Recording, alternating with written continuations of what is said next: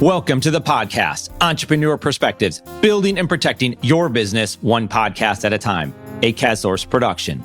In this episode, we feature Joe Cantanucci, managing partner at MassMutual Capital District in Washington, D.C. This episode exists because of CASSource. CASSource is your content team. You know how many business leaders need help communicating their story? That's what we do. Content strategy, creation, and distribution for business leaders. This provides opportunities, relationships, and a platform for you and your business. Why do we do this? Because at CASSource, we exist to help you create and share amazing content. And yes, you should have a podcast. We'll help you. Learn more by visiting cascontent.com.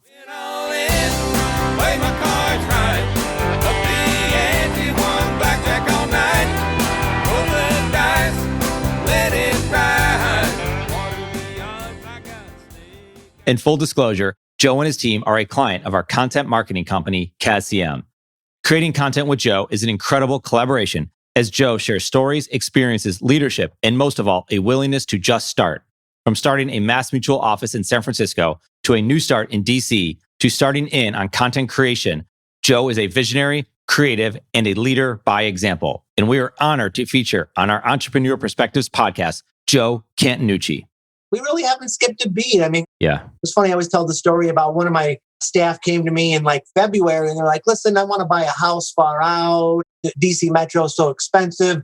Could I telecommute a couple days a week? And I was like, absolutely not. People need to see you. Yeah. You're embedded in the culture. And I don't know that I'll ever bring any of my staff back full time ever again, frankly. Yeah, that's awesome. I mean, just like you recognizing, and we'll just keep going from here, but you recognizing that you were thinking one way and you were able to shift from that mindset, like to say, well, maybe I need to rethink things and then let it play itself out. Like you had no choice in some of it, right? Because the pandemic comes and everyone has to go virtual, has to be remote, has to live wherever they live and get it done. But it sounds like you were able to see like, wait a second, we're being extremely efficient. We're being very productive in what we're doing.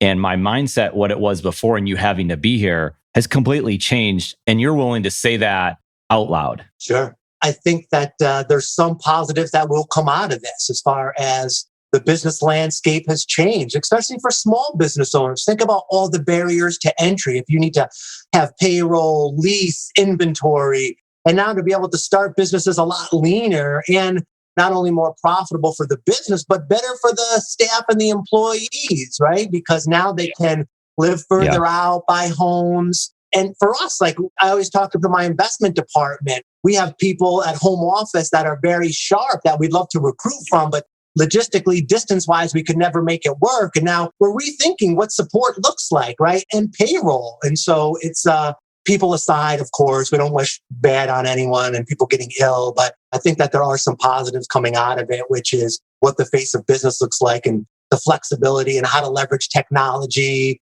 Right? Clients don't want to come to our office and sit in an hour in DC Metro traffic and to alleviate them of that burden and not have to have them do that any longer. Now everybody's comfortable with the video conferencing. I think there's some exciting aspects to it. Absolutely. And you use that word rethinking. And I think that's it. I think this has given people an opportunity to rethink a lot of things. And that's what you're saying. I mean, because I was going to ask, well, so if they're not coming to DC Metro, your advisors probably aren't going to their kitchen table either. There's going to be a lot of this. We're talking over Zoom right now. I mean, it's just amazing what that's led to. So it sounds to me like clients, and you're seeing from your perspective, clients are comfortable with that, right? Of course they want to see, they want to spend time, they want to go out to eat, they want to get back out there. But if it has to be done, they're more than comfortable of getting on a video conference. And you're seeing that, your staff is seeing that as well, it sounds like. Without a doubt. And they're getting better and better at it. Now it's second nature. And so going back to a meeting in a conference room, I just don't know that we'll ever do that. I just don't see the value in it where they're wasting an hour each way sitting in traffic. Just even from a quality of life standpoint, it's difficult. And it's funny, I came from San Francisco in 2018 and I sold my business and my mentality was, how can I possibly work with someone on the East Coast versus West Coast where all my clients were? And I wish this happened ahead of time and I would have had the paradigm shift earlier because we always talk about what's our market and how do we build out the local market. I don't think that holds true any longer. I think there are no barriers. There are no territories. And people are now just set at ease because the conferencing is now second nature. So it's opened up a lot of doors for us. Sure. That paradigm shift that you mentioned, yeah, I agree with you. Like, oh, I wish I would have seen this sooner. I wish I would have felt this way before. But it seems like, and I go through this myself, you had to live through those moments. You had to have those strong convictions in another way to then come out the other end of it and say, wow, I was wrong there. But you're not going to go and dwell on that. I'm like, wow, I made these mistakes. I'm going to go live in the past. You are realizing that that paradigm shift was essential. And you only were going to get to that shift is if you felt a different way beforehand. So it's bizarre almost in a way that you had to have that before to where you are today. And I think that's an important thing. And that willingness to change, that willingness to have a conversation, that willingness to listen to other people, that's the leadership in action, because then you go do it. And it's like, okay, what's Joe? What's our leader thinking? What is he doing? How is he responding to this? Well, he had this incredible shift because we knew what he said before, and he's willing to change and he's willing to say those things out loud. I think that's super important. And I commend you for that. And we want to be around people like yourself. And I know that that's why people are going to work at MassMutual Capital District. They're going to want to be around your world in any way possible. Maybe they can't meet with you every second, but they can understand that this is what you're about. And yeah, I want to associate myself with Joe, with his team, and then with the team that he's built. Yeah, I appreciate that. I think that hopefully that resonates down through the entire organization. I mean, when this first started, I had a lot of senior advisors who maybe weren't so technology oriented. And I think sat on their hands and kind of buried their head the first 90 days of it, hoping, if I ignore it long enough, it'll go away eventually. Yeah. And we all realize it's not, unfortunately. And to watch them adapt, and we have what we call a practice development specialist. So I've got two tech people. One person helps you fix it when it's broken, essentially.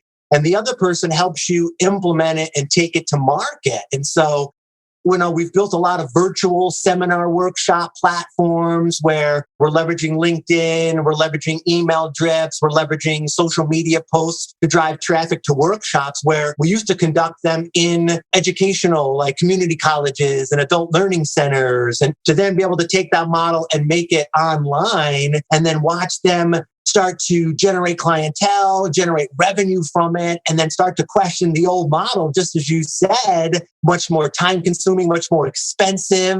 To me, one of the biggest wins of this year is getting people to have that shift in what they're doing and the way that they perceive business. And I'm a big fail to succeed guy, right? Most people, when they try anything the first time right out of the box, they expect it to work. And if you're anything like me, it never works first time out of the box. That's just the reality. And going in and having that mindset of, listen, we're going to create this workshop, or we're going to start this new initiative or work remotely. And it's going to be clunky in the beginning. It's probably not going to work, but we need to increase our failure rate to be able to figure it out. So let's just schedule the date. Let's just go out, and then we'll make it bigger, faster, stronger over time.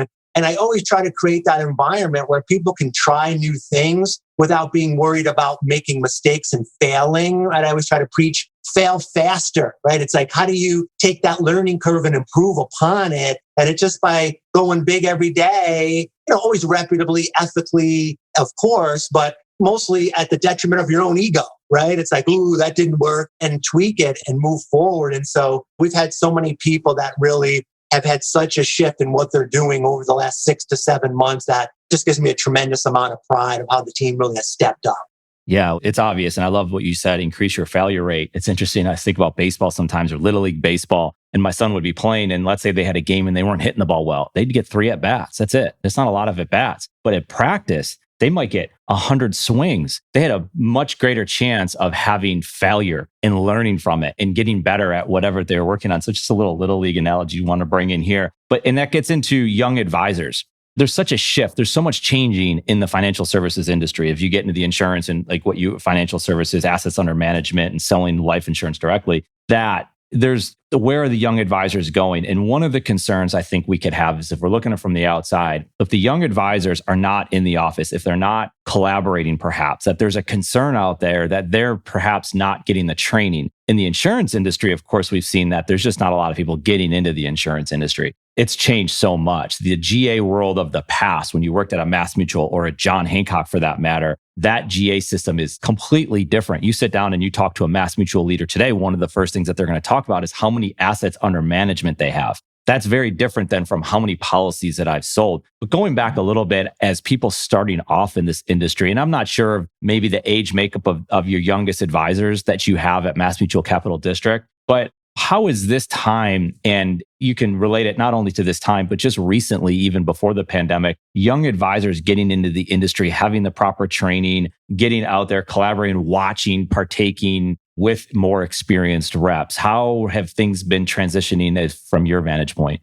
Yeah, so something that we are always very conscious of is, when we bring a new advisor into the firm, they're going out into the market and representing us, right? They're representing my 50-year veteran, right? Gordon Kimple's been literally with MassMutual for 50 years in the local marketplace. And so they're representing all of us, and we need to make sure that they represent us in a positive manner. And so investing in them, the mentoring is super important. I think in this environment, it's made it a lot easier in the sense that people are more accessible, especially from a staff and advisor standpoint. And so to be able to do joint meetings is a lot easier to do. One thing that we're doing is the senior advisors are hosting those workshops that we were talking about, or client appreciation events. We're doing wine tasting, whiskey. We did karaoke with a band on and name that tune. And to be able to set up events or set up workshops and then have the advisor take the lead, the senior advisor, and have new advisors bring clientele in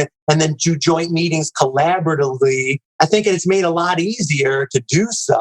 And that mentoring aspect, where I think a lot of the senior advisors sometimes are a little bit hesitant to do that. I think they've got a lot on their plate, a lot of balls up in the air. And so when I go to someone and say, listen, your business is booming, it's now time to take on that junior associate. A lot of times that meant a lot of heavy lift for the senior advisors, right? We got to figure out how to segment our clientele. What's the servicing model? So we provide the practice development specialist to help do all that heavy lifting. And then it's got to be a personality fit. But with the distance learning, a lot of our stuff is web-based, a lot of our training platforms. So I think it's actually gotten better, and more people have embraced it with open arms, who maybe wouldn't have been open to sitting in a conference room for an hour and learning about a new strategy or a new initiative. Yeah, I can hear it in your voice. I can see you because we're on video right now, but the adjusting, the failing fast, and the positive mindset that you have with everything. And I think back to an article you wrote where you're talking about Market Street in San Francisco, and you had your business cards created, and it was where you're going to have your meetings. And this wasn't just a regular office. This was a Starbucks office. And people were laughing about it. And I love that story. I mean, because you read the extreme examples of like a shoe dog, Phil Knight, and they're like, do you have East Coast distribution? And he's in Japan, and he's like, yeah, of course I do. But he didn't, right? And he had to go make an office, pick a port. And he had to send one of his guys there, pick a port on the East Coast, and Boston, Massachusetts became one of those ports. So you're just going, but you're sincere about it, and you're going to go and get it, and you're going to fail fast. But take us back to that time when you're getting the opportunity to build an office in San Francisco, and you pick Market Street, the Starbucks, as your office. Yeah, so I was very fortunate to meet Bob Fakimi and Greg Kahn, my old two partners. They were big thinkers, big visionaries, and they sold me on we called it the Diamond Plan. The East Bay was going to be headquarters. We were going to go San Francisco, then North Bay, South Bay. And I just loved that. And so it wasn't about where we are now, which was pretty much dead last nationally. It was more about where we're headed and get on the bus now and let's drive it together. And so they struck a deal with, if I could build up a scratch team and start to generate revenues, they would help me seed a San Francisco office. And so to me, that was all they had to say. And looking back, I laugh at, having the business cards done. And I don't know that now, knowing what I know, to me, I was just a little bit ignorant. I didn't even think that was something that was out of the norm. It was, listen, we don't have an office. I need to do meetings, and I need to tell people what my address is to confirm the meetings. And so I remember that first day going to Starbucks, manager, and asking her, what's the address here? And her just looking at me funny. And so that was a lot of my talk. And people, frankly, some of them laughed at me when I sat down and I was painting the vision of. I think one of the things that helped me there was that it's an entrepreneur startup mentality. And so I positioned it as, come in, it's a startup, build it with me, get in on the ground floor, and we'll build something together. And as we continue to scale, it'll create more opportunities for you as far as leadership, specialization, opportunities to generate more revenues. And I'm committed to your success. I don't plan to have all the answers, but I don't know what tomorrow holds, but let's just start. I remember signing my first office lease and being so proud. I remember talking to my father, who was kind enough to co-sign the lease, and him saying to me, this is a long-term commitment. You sure that this is a good idea? And I'm like, listen, I'm going to make it work. And only having 3 months of rent in the bank and thinking to myself, geez, if we have a slow 3 months, I'm going to have to shut the whole thing down and move to the firm to the East Bay. And I remember sitting down, that first opening day was Monday. This is Sunday. I'm getting everything ready. And when I did the build out, the building asked me, are you working with an architect? And I was like, yeah, of course I got an architect. And I went online, downloaded a CAD 5 on Google and made my own drawing. But no one told me that I needed to get the building wired. I had no clue. So this is before the days of Wi-Fi. And every other office I worked in, there was a box on the wall with a D and a V. You plug in the D, you got internet. You plug in the V, you've got phone. And so when I plugged in the boxes, I sat there, nothing worked. Nothing turned on. I'm panicking. I've got the Chamber of Commerce coming to do ribbon cutting ceremony the next day, my big opening day. And I called the building manager and he was like, did you get it wired? And I'm like, man, I don't even know what that means. Like, what do you mean wired? And he's like, did you have somebody come in and hook up off of your server? I'm like, no, the servers are there, but I didn't get the wiring from the server to each individual office and workstation. And so literally I called the wiring company Sunday night. We're pulling up the drop panel ceilings. We're fishing wires down in between the walls. And we made that opening day. That's pretty much how I built my career. It's a risk, make it as calculated as possible, do as much due diligence. But at the end of the day, leap and figure it out from there. Again, as long as it's honest and reputable and ethical, I don't know any other way to build something. You just never know what you don't know. That's the reality of it. And you weren't overthinking it, it sounds like. Like you said, like you had the vision, but even the vision had gaps, like the wiring, like just little things like that. You had the vision, spoken like a true entrepreneur. And there's just so many things, but you wouldn't overthink every step. Well, if I don't do this, what's going to happen? I got to lay everything out because like you just said, you don't know the things that are going to come down, the next steps, right? There's so much that's going to happen. But even, and we're going to come back to that part, but going back, like this wasn't part of your master plan even before that. Because when we first started talking a while ago, it was a couple of years ago, you told me the story where you're a bartender and you're sitting in the bar and two people walk in and you're like, what do they do? That story, when you started telling me that, and we were starting to kind of go down this path of, well, what type of stories we want to tell, what type of content that we want to create for yourself and MassMutual Capital District, that story resonated because there was maybe a shift in your mindset, even at that point, or a pivot, or like a curiosity perhaps of what do they do? Tell me that story again, or tell me what took place for you during that time. Yeah, so my ambition always kind of outweighed my intellect. Certainly, I would kind of laugh. And you don't know what you don't know. And so I got out of college. I was in Midtown Manhattan and I was a music major. And so I never wanted to be the artist. I wanted to build the record label. I wanted to be the executive. So I was vacuuming rugs at Sony Studios on the West Side with about $80,000 in NYU student loan debt. And I was eating hot dogs from the stand and bagels and living off of like $6 a day to feed myself, and was tending bar at night to make ends meet. And it happened to be in a building with New York Life. It was in Park Atrium in Midtown Manhattan. And these two gentlemen would come down every day, have a drink, and we would just befriended one another. And they were what I wanted to be. They had the tailored suit and the car service, and they just had an air of success about them, right? They just had that attraction quality. When they came into the room, everybody just wanted to talk to them and get to know them. And so we befriended one another. And eventually they said to me, what are you going to do for a living? We know you graduated. And I told them, listen, I'm struggling right now, trying to get this record label up off the ground. But really, I want to build something. I want to build a company. If I'm going to be working for the next 40 plus years, I don't want to really just be that employee.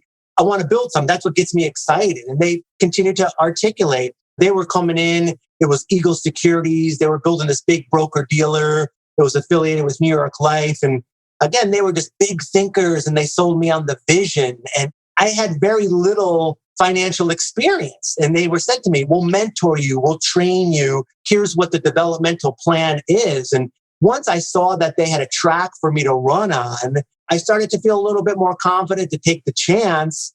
And they essentially said, show up on Monday, shadow us. And if you like it, we'll take you through the interview process.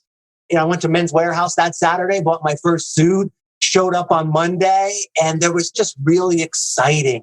And it was all about what we're building and here's where we are, here's where we're headed. And it changed my life. I wouldn't be here. That's then a whole different trajectory of what I was doing and such a blessing for me and my family. But I never really thought about that advisor role. I knew stockbroker. This is the late 90s. But the advisor was super exciting to me. And the ability to build a business with ownership, but leverage a Fortune 100 company to do so was a huge value prop. I remember going to my father, telling him, I'm going to come into financial sales. It's commissionable.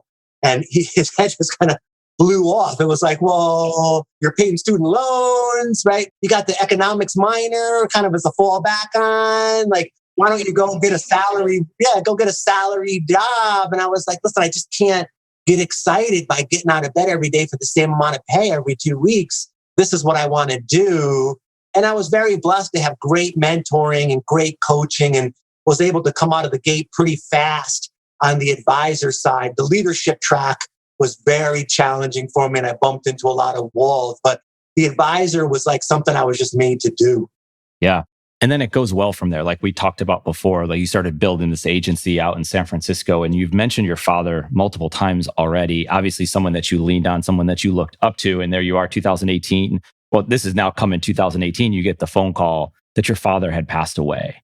And like you said before, there's so many different shifts in your life that have taken place. And we all go through these things and you took these things on. This is different, right? This is something that is obviously directly impacting yourself, your mother, your family. And you're on the other side of the country, right? Because they're back on the East Coast. You get that phone call as things are going well, with your business in San Francisco with MassMutual, everything changes in a heartbeat. What was that phone call leading to that next shift that had to take place for you and your family and your business? Yeah, we started to kind of rethink things. I'll tell you that in San Francisco, I got pretty comfortable, right? We had built the infrastructure. I had the team in place and it was cranking. It was like a well-oiled machine. And when my father passed, a young man, passed at 58, so completely unexpected. And he was always my greatest fan by far. I mean, thinking about the loans he co-signed and the leases, and he must have been insane, right, to do financially, but he just believed in me. And so when I got that call, it kind of took the wind out of my sails. My goal for that point in time was to build something. I wanted to have a family and build my own family, but my motivation was really to take care of my mom and dad. They had me very, very young. My mom graduated high school in May, had me in July. And so, they had to make a lot of sacrifices to give me all the opportunities in life. And so my parents didn't really get to travel or do all the things that you do in your 20s and 30s. They were raising kids. And then my 4 sisters not far thereafter. And so that was my motivation for fly fishing trips and go explore Alaska and Colorado. My father was a big outdoorsman. And so it definitely made me realize the value of being closer to my family. And that was the big reason to come back east. And it was also the opportunity to really get back in the grind and start to build something again. Maybe I lost a little bit about that fire in the belly, frankly, because I was making a good income, right? We were comfortable and we were growing at good growth rates, but it was kind of on autopilot. And to then realize, listen, I need to be able to take care of my widow mother and provide the lifestyle that she wants to have, that she deserves, and still take care of my family, my 2 sons and my wife, and come back east and build this agency with the existing advisors in the marketplace. It reignited that fire in my belly. And what I've accomplished in the last almost 3 years here, I don't know that I would have had the courage and the confidence to do so without that experience. And I know that where I'm going to end up is leaps and bounds above where I would have been if I kept going down that trajectory in San Francisco. So in hindsight, it was a blessing, certainly to me professionally. These stories that you share with us, I mean, this isn't typical what you find in the financial services industry, and getting vulnerable with this and how you ended up in these places and talking about the changes that you've had, like I've mentioned multiple times already, because I'm fascinated by it, because you just don't see it a lot. And I appreciate that. I appreciate the vulnerability, the honesty, the storytelling, and like where you were to where you are now. And we need more of that. Is that a reason why you went down this path to start sharing your stories, to creating content? Because we started having conversations, like I said, it's been a couple years or so, and you had to go down this path to better content, as I call it. And it's not better content. It's getting to these stories that truly matter. And it's very different than this transactional conversation that people would have in the financial services industry. And of course, I'm generally speaking, this is not everybody, but the conversation is about the product, the services, the bells, the whistles, the whatever. And there's planning involved. And it's not bad planning. But there's more. There's something deeper there. And when you have these stories, if I'm a business owner, business leader, and I get to hear your story and I can kind of relate to perhaps my story, there's a connection there. If you're leading me and my team, then also there's another connection there. So I think it helps with recruiting. I think it helps with client connections and what have you. Is that a reason why you set out to start down this path to creating content and to building your brand? It is, without a doubt. I think in the past, I've always gravitated toward that technical stuff as well. Right? We got the best products, the highest comp, or the most technically savvy advisors. You should work with us. And there's a lot of technically savvy people out there in the market. And there's a lot of great companies as well. And so what I've realized over time is that the bond that we have with our advisors, with our staff, and of course our clientele is a personal bond. And it's when I sit down with a client for the first time or a potential advisor, a new recruit, we're always talking about not where it is you are, it's where it is you want to be. And what are the roadblocks that are preventing you from getting there?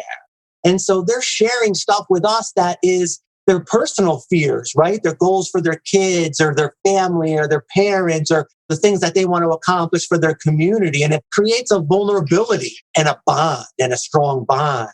And I just realized that I think that at the end of the day, I never claim to be the smartest, the fastest, the strongest, but I don't know that you'll find somebody that's more vested in your success than me. And it's hard to be able to articulate that and build that relationship. And so that's the messaging. I think more than ever, people want to work with people who are genuine and have their best interests at heart. And I want people to realize that my trajectory wasn't a skyrocket straight up. And as I just got here, and I used to think, the general agent, the managing director, they got it all figured out. They know what they're doing and they don't worry about anything. And maybe some do, but I certainly don't, right? I rely on the feedback from the team, the feedback from the clientele, the feedback from the market. And I'm just a work in progress, right? Hopefully someday I'll get there, but I'm just a work in progress. And I certainly don't have all the answers. And I think letting people know that I'm just a human being too, and we'll figure it out together is a message that I want to be clear and I want people to hear. There's no prescription for it, right? Because all these things that you're doing, all this content that you're creating, all the conversations that you're having, whether they're recorded or not recorded, all the blog articles you're writing, it's one piece of content at a time. It's one conversation at a time. And you can't just lay out this, here's how to do it. Here's how I got here. Now go follow this track and you shall have it too. It doesn't work like that. And I think that's the beauty of content, of what you're doing, of telling these stories. And your stories can range from a leadership, a story about someone in your office, a story about your moving from San Francisco back to the East Coast. It could be a story about you in the bar or about the music industry. And that's for us, for myself, as someone who is in the insurance industry. We have a life insurance brokerage group to then have a transition into have a marketing company. To watch other people in the financial services industry, to me, is such a big deal that's doing what you're doing. And it's an incredible experience to be a part of it. And to see what other leaders at MassMutual across the country are doing, we're fascinated by it. We're here for it. Like, we want to do more of this. How can we tell more stories and create more content that's genuine, that drives in? It's not the old, let's go interview 400 people, let's hire 50 of them, and let's see if one or two of them can stick. That's not what we're trying to do. There's something way bigger here. And if we could tell these stories, I think what it does is it might vet the people out that really don't want to be there anyway. But at the same time, it might bring the people in there, say they are big believers in what it is you're doing in the industry and in someone like yourself, Joe. And I think that's what we need more of. And I think we commend the people that are out there doing it, because the industry, the insurance industry, the financial services industry, it needs it. It needs it in a big way. And the shift is happening now. Like, when I started creating the content marketing company, we saw people in the financial services industry that shook their head. What are you doing? That doesn't make any sense. You're in the insurance industry. You can't do that. They want to box you up. No different than a stockbroker. You sell stocks, stay in your lane, and don't do anything else. And it was difficult because you have people saying that you can't do it. Well, then you had enough people out there, kind of like you had said about your father being your biggest fan. There's people out there that are saying, keep leaning into it, keep going in that direction, keep pushing yourself. And you have to tell yourself that as well. to then you fast forward and some years later, people are asking you questions. People that would never have considered even talking to you about this are fascinated on their end about what it is that you're doing. And we're seeing that in the financial services industries, and it's in many different areas. It can be in software, right? But we're talking about the content. We're talking about marketing. And so I want to get into that too a little bit and just the industry that you're in and where it was and where it's going and some of the things that you're seeing, because obviously you're leading that path. Is it in software? Is it in teaming up with other people and collaborating and not as much about competition? It's probably all of this stuff, right? Is it in the content? Is it in the stories that you tell and not being so saying what everyone else is saying? There's so much of that. Turn on the TV, you watch a commercial, they're saying the same thing over and over again. Everyone's saying it. So how do you differentiate yourself? You don't. You have to have a brand. You have to stand for something. That's your uniqueness in an industry that is littered with so much of the same. Having someone like yourself, Joe, that stands out, that's telling a different story, that's only unique to you, that's something that we can pay attention to. That's worth stopping, pulling over and taking a look and say, like, what are they talking about? So I'll stop talking right there, but I want you to go down that a little bit and what you're seeing in the industry and how you see people are reacting even to your content. Yeah, I appreciate that. So I think times are definitely changed, right? If you think about what leadership looked like back in the day, right? Early 80s, it's like that Gordon Gekko, right? Chest pounder, my way or the highway, right? All about making money and getting rich. And I just don't see that moving forward. Certainly not my personality, right? And so we believe in servant leadership and not just saying that. I know a lot of people say that. At the end of the day, if it's not good for the advisors, if it's not good for the staff, it's not good for me. And, how do you attract? We always talk about getting the right people on the bus to hit the destination. How do you get the right people on the bus? And I think it's like-minded people that are going to, when the bus breaks down, are okay with getting behind the bus and actually pushing it sometimes. And that's just the reality of it. And so to me, wanting to go out and be able to get people to know me, right, before we start to engage in that technical conversation of why MassMutual Capital District is the best from an advisor standpoint or the best from a client standpoint. Let's get to know each other a little bit because we're going to be working in close quarters with one another for a long time if this works out in whatever capacity. And I just feel super blessed to be able to handpick the people that I work with on a daily basis, right? I'm the last stop in that interview process on the advisor side. And so it is a challenging business and there's a lot of roadblocks. There's a lot of pushback. And so when they're out building the business, we need to make sure that we create an environment here that we're able to build people up and lift them up when everybody else is trying to knock them down. And I want them to realize that I too get knocked down on a daily basis, right? We always talk about in the beginning, building an advisory career, you quit once a week, right? It's like, is this the right thing for me? And I do still have that crazy head trash from time to time. And it never changes. To me, that's the leading indicator that you're doing something with your life. You're getting out of your comfort zone, right? If you're not a little bit unsure, anxious, and unnerved, you're not living up to your full potential. And so nervousness is the indication that you're doing something right? That's usually the leading indicator. And so to be able to go out and let people know that I don't always have it figured out, and here's how I come to my conclusions, but it's hard to articulate that and say to somebody, hey, we don't have it all figured out. We'll figure it out together. But through the storytelling, talking about my journey, right? I wasn't groomed to be an advisor, right? I had a very different background and still to be able to be here. I hope that it just opens up people's minds of what the role is and what it means to work with an advisor so that they can have some impact on their own lives. Sure. What do you see? I know we're not going to make predictions of what's going to happen. I think we all learned in 2020, we should probably stop doing a lot of those predictions because we don't know what's going to happen. What do you see as the future? Let's talk about it's financial services, but I want to lean a little bit into the life insurance side of things, but also, I guess, financial advising as well, because you have the robo-advisor. So that obviously comes into play. And you just mentioned it, the value of an advisor. Why would you have an advisor?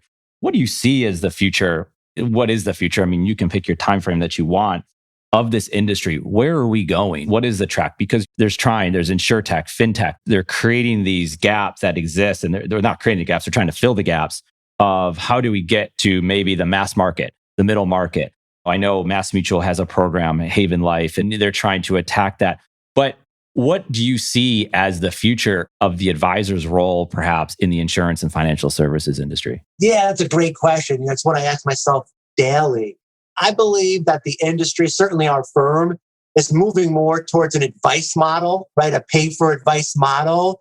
I think the old outlook is if you need financial advisor or financial planning, you need to buy some type of product or sort. And of course, products are important, right? But it's not the end all be all of the planning. To me, it starts with the advice and the strategy.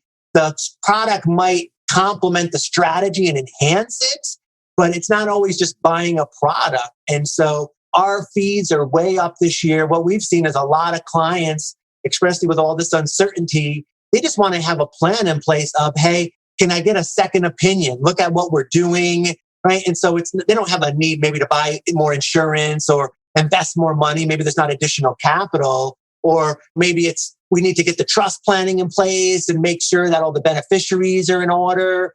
And so I see a big shift more towards planning and advice where we're charging them a flat fee. We're taking them through a process, whether it's a full financial plan or it's just solving one specific issue, right? My college plan, how do we send the kids to school? Or do I have enough money to retire? Can I stop working if I want to? And creating that through that relationship and then just giving that more of a consulting approach. That's really where I see the industry headed. We, of course, want to manage assets, right? We're a big believer in that risk management dialogue, but it's not the right situation for everybody. So how do we have a model where we can help anyone build that relationship with them? And then when a product need does come into play, we're servicing them, we're working with them directly. We, of course, want to be there to implement that product. But that's where I see the industry shifting, in my opinion, is more an advice-driven model. Yeah. And I think if people are having those conversations like we talked about before and understanding your background and your advisors' backgrounds and their stories and how they got here and how they think and their dynamics, and perhaps they want to share more of their information, that's going to open the door. That opens the conversation to them saying, like you said before, what do you think? I need a second opinion, because they're going to value that advisor as the person to come in here. There is something in the middle of all of this that could prevent it, or advisors think it could prevent it. And there are friends, but we understand it and they exist for a reason, is compliance, because this industry is very regulated and it's regulated in many different levels. And MassMutual company is going to have a very large compliance department. You can have it in your office. You're going to have it at the national level. And a lot of people think they can't tell these stories. They can't create content. They can't post anything on LinkedIn or Twitter or wherever those places are, because compliance is going to say no. That's not actually the case, but that's what they think. And so if there's these challenges, these roadblocks, hey, if this road's closed or I think it's closed, I'm not going to go down that road. Well, maybe you can go down that road if you went down the road the right way. And so the experience that you've had with compliance, because I think that's something that's stopping people from going down that path of creating content, is compliance, when actually compliance is there to work with you, not against you. Now, of course, if you're making predictions about the future of the stock market, all bets are off. And we understand that, not to use the bets are off thing, but you know what I'm saying. Talk a little bit about compliance and content and telling these stories to get people to think differently. Yeah, so we pride ourselves, about my client's department, on that collaborative consulting approach. As you said, there's hard do's and don'ts in the compliance world. But if you're coming from a genuine place, talking about yourself, your experiences, and leaving the technical stuff aside, I think that's a much easier lens to kind of see through, right? We want to do what's going to resonate with people and what's going to motivate them to take action. And just my own personal opinion, I don't know that that's always the latest, greatest financial strategy or the rate of return or right. There's so many. I mean, I don't know about you, but my inbox is more full than ever. My LinkedIn, my social media feed, there's a lot of companies blasting out stuff 10 times a day. And I think people are getting less and less receptive, and it's falling on more and more deaf ears, where that genuine aspect, right, that personal touch, why I have this outlook, why I'm passionate about what I do, I think that's what people respond to and want to hear from their professional, right? They want to have that bond and generate that trust and rapport, because they want to outsource the financial aspect of it, right? Life is busy, right? And so we pride ourselves on being able to coach advisors on here's what's appropriate, here's what's probably not going to get approved, and then work with them in that process. But I always encourage them to take the outlook of how do you communicate who you are as an individual and why somebody should work with you, having really nothing to do with your technical skills. And so to me, that's the stuff that's exciting, right? I get to learn from it. I get to learn what gets them out of bed and what motivates them, because there are certainly much easier careers to choose than this career path. And so I think going to market with why you're doing this and your motivation for it is what people are going to respond to. And we need to work with compliance to be able to get that message out. Yep. No, absolutely. And it's interesting too. You bring up a point about if you get on LinkedIn, the amount of spam that exists in there. If I pulled up my LinkedIn right now, probably my last 8 to 9 messages out of my last 10 is mostly spam, people trying to sell me something. And I have a marketing company and they'll try to sell me marketing services and we'll build your website for you. And you're like, they didn't spend 2 seconds to look at the profile. And here's the thing. There's a lot of noise. It's hard to cut through the noise, but if you can cut through the noise, if you can have a genuine message and you can be real about it and have real conversations with real people, you can separate yourself. And there's a lot of different platforms. It doesn't just have to be on LinkedIn. There's many different ways you can do it. And it doesn't have to be on social media either. That's just a tool. That's the thing that people need to understand is that's just a distribution tool. It's an incredible tool and it's a resource, a way to connect with people you otherwise wouldn't have been able to connect with. But just think of it like that. It's no different than just having a conversation. And yeah, I think there's a lot that advisors can do with it if they share that story and have that genuine message and draw back on previous things that they've done. What is their talent stack? What are the things that they add up? When they stack those things up, what does that lead to? What types of conversations can they have? They might not have the same story that you have, Joe. They might not have the story of perhaps their father or living in San Francisco and having the story of you coming up with the business card and using the Starbucks, but they have a story. We all have a story. And you have this story of you were in the music industry. Maybe you weren't the creative person on that side of it, but you were surrounded by creative people. So I have to think that, and perhaps you were, you can correct me, you have a talent stack that includes this creativity side to you of being around it, being at NYU, and even spending time in San Francisco, a very creative and upstart community. Do you see that as you're part of your talent stack? Is that part of the reason why you're so intrigued and on the front end of this in the financial services industry to say, I want to explore this creative side more than ever in an industry that's kind of said, no, we don't necessarily want to go there. Stick to the plan and we'll get where we're going. Don't get too creative on us. Have you seen that play out based on your background? Without question.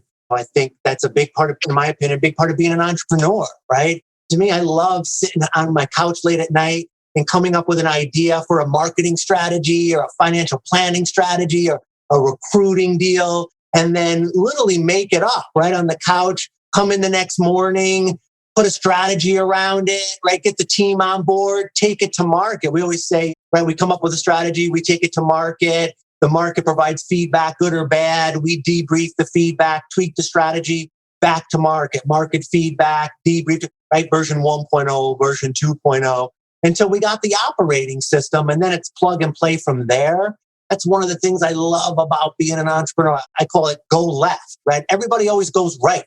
When I first came into the business, I always would think to myself, how does a financial advisor act? And then I would try to act that way, right? Dress that way, look that way.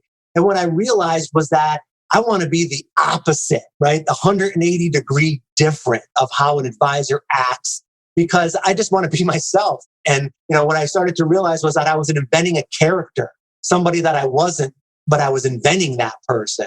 And I don't think that resonates with people, right? And so whenever I talk about, all right, let's just go left, it's like, all right, here's what every advisor is doing. Here's what every firm is doing.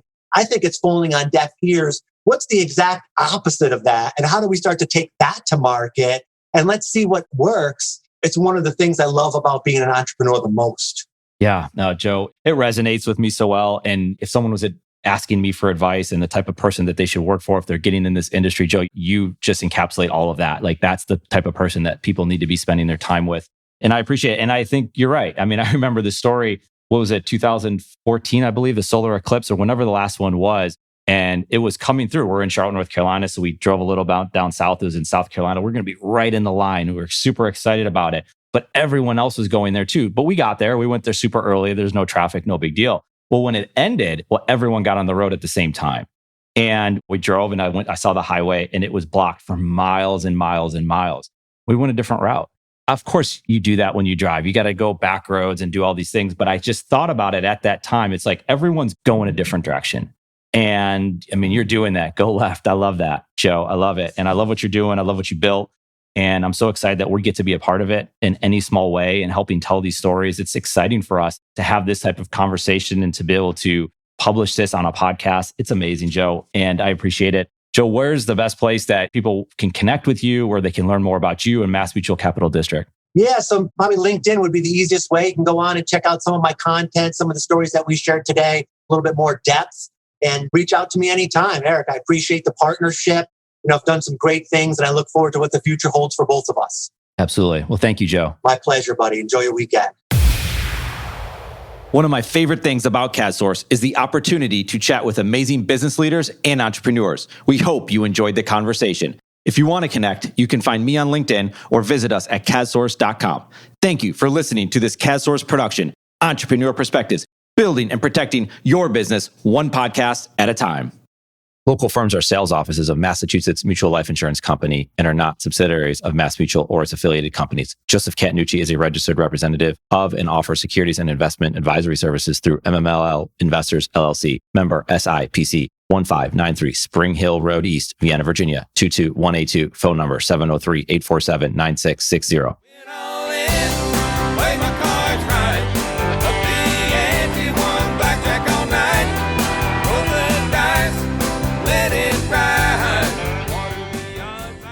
This episode exists because of CADSource. CADSource is your content team. You know how many business leaders need help communicating their story? That's what we do. Content strategy, creation, and distribution for business leaders. This provides opportunities, relationships, and a platform for you and your business. Why do we do this? Because at CADSource, we exist to help you create and share amazing content. And yes, you should have a podcast. We'll help you. Learn more by visiting CADScontent.com.